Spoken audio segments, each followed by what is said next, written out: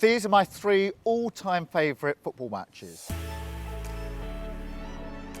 We start in 1989 at Anfield, and it's the very, very last game of the season. Arsenal versus Liverpool, and Arsenal have to win the game and win by 2 goals. Scored early on, getting to the very, very end of the game, and then Michael Thomas pops up and puts it in with only seconds to spare.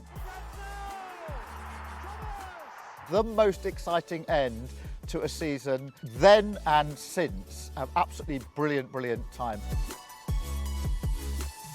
For the second of my all-time favourite games, we're going to Wembley.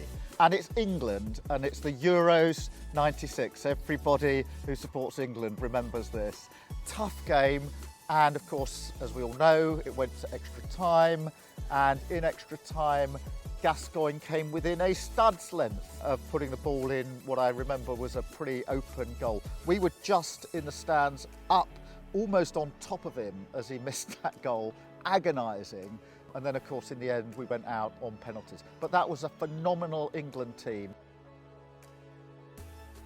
My third all-time favourite football game is in 2022.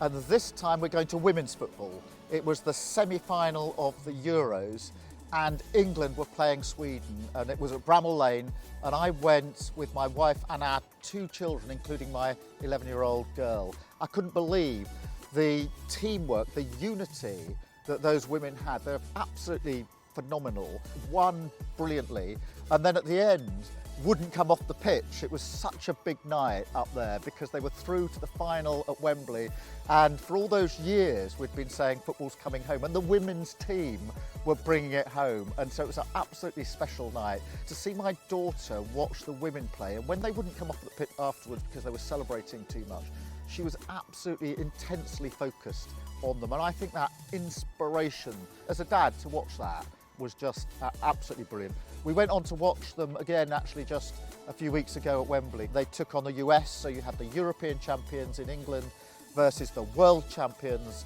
in the US, and England won. Another brilliant night at Wembley.